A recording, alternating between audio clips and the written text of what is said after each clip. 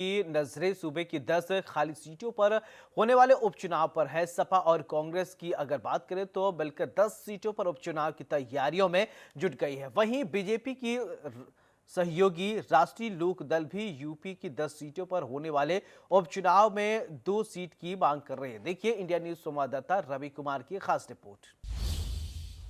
देश में 2024 के लोकसभा चुनाव को लेकर जहां यूपी में मिशन 80 को जीतने का दावा बीजेपी कर रही थी, वहीं आपको बता दें कि आधे से भी कम सीटें यानी 40 से भी कम सीटें बीजेपी को मिली। वहीं सहयोगी दलों के साथ जो दावे किए जा रहे थे बीजेपी के, वो दावे पूरी तरीके से खरे नहीं उतरे। वहीं आपको बता दें इसको लेकर जहां समीक्षा बैठक की जा रही, वहीं दूसरी तरफ जो इंडिया गठबंधन के दोनों ही पार्टी, समाजवादी पार्टी और कांग्रेस बेहद उत्साहित है। उत्तर प्रदेश में कांग्रेस पार्टी के साथ में समाजवादी पार्टी ने जो चुनाव प्रचार किया और उसका कहीं ना कहीं फायदा भी मिला। आपको बता दें कि समाजवादी पार्टी ने जहां बेहतर परिणाम की तरफ जाते हुए अपने आप को एक बड़ा मजबूती के साथ सामने पेश किया, वहीं आपको बता दें कि बीजेपी के साथ सहयोगी दलों के सामने आए राष्ट्रीय लोक दल भी कहीं ना कहीं उत्साहित है।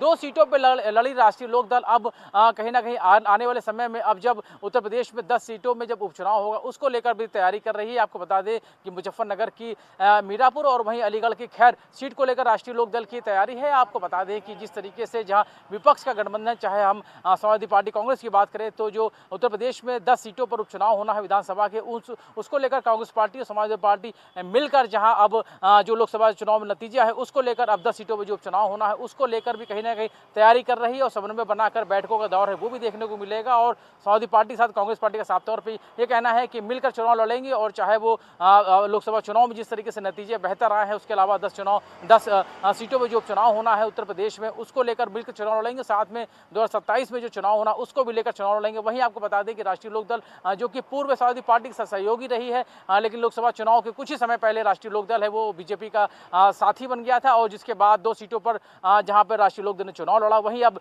जो उपचुनाव होना है उसमें 2 सीटों पर राष्ट्रीय लोक दल की अपनी दावेदारी है। और कहीं ना कहीं जिस तरीके से अब राष्ट्रीय लोक दल है वो लगातार बीजेपी के साथ नजर आ रहा है और ये भी दावे की जा रही है 2027 में जब विधानसभा चुनाव होंगे उसमें भी राष्ट्रीय लोक दल है वो बीजेपी के साथ होकर मजबूती के साथ चुनाव लड़ेगा। और जिस तरीके से आपको बता दें कि अभी लोकसभा चुनाव में जिस तरह से जयंत चौधरी और प्रधानमंत्री नरेंद्र मोदी और उनकी पूरी टीम ने मिलकर जिस तरीके प्रदर्शन किया, हालांकि राष्ट्रीय लोक दल को तो इसका फायदा जरूर हुआ, लेकिन बीजेपी को जो उम्मीदें थी वो उतनी मजबूती उनको नहीं मिली है। हालांकि उसको लेकर समीक्षा की जा रही किस तरीके से जो परिणामों की उम्मीदें थी वो परिणाम आखिर क्यों नहीं आ सके। वहीं आपको बता दें कि राष्ट्रीय लोक दल है वो पूरी तरीके से उत्साहित है। हालांकि अब जो उत्तर प्रदेश में 10 सीटों पर उपचुनाव होना है उसको लेकर अब राष्ट्रीय लोक दल है वो अपनी दावेदारी पेश कर रहा है और राष्ट्रीय लोक दल का साफ तौर पर कहना है कि 2 सीटों पर वो उसकी तैयारी है। फिलहाल बीजेपी को तय करना है कि वो 2 सीटों को लेकर क्या निर्णय करती है, लेकिन जिस तरीके से आपको बता दें कि लगातार अब चुनावी की रणनीति के तहत अब आगे जहां जो काम है वो चल रहा है।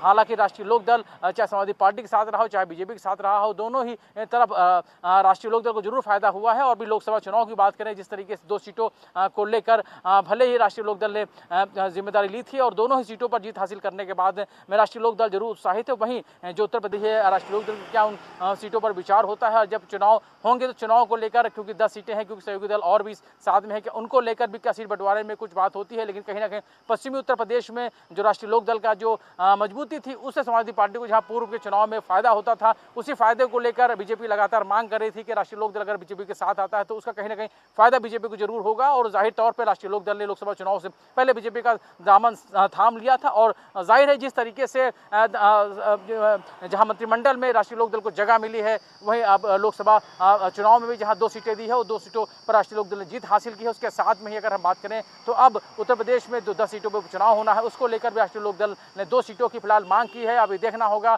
कि क्या सहमति बनती है और 2 सीटों पर अगर उनको क्या मौका मिलता है तो क्या वो 2 सीटों पर जीत हासिल करती है। और आने वाले 2027 के विधानसभा जब चुनाव उत्तर प्रदेश में होंगे, क्या राष्ट्रीय लोक दल और बीजेपी साथ मिलकर लड़ते हैं और लड़ते भी है साथ में, तो क्या उसका परिणाम होगा ये फिलहाल आने वाला वक्त बताएगा। लेकिन कहीं ना कहीं बीजेपी और राष्ट्रीय लोक दल के साथ होने से कहीं ना कहीं राष्ट्रीय लोक दल को जरूर फायदा हुआ है। बीजेपी को कितना फायदा होगा तो फिलहाल आने वाला समय बताएगा। लेकिन लोकसभा चुनाव के बाद अब उत्तर प्रदेश में होने वाले 10 सीटों पर उपचुनाव को लेकर नजर है। उसके बाद 2027 में जब विधानसभा चुनाव उत्तर प्रदेश में उसको लेकर देखना होगा किस तरह की तैयारी है वो रहती साथ की। अर्शद के साथ रवि कुमार, इंडिया लखनऊ।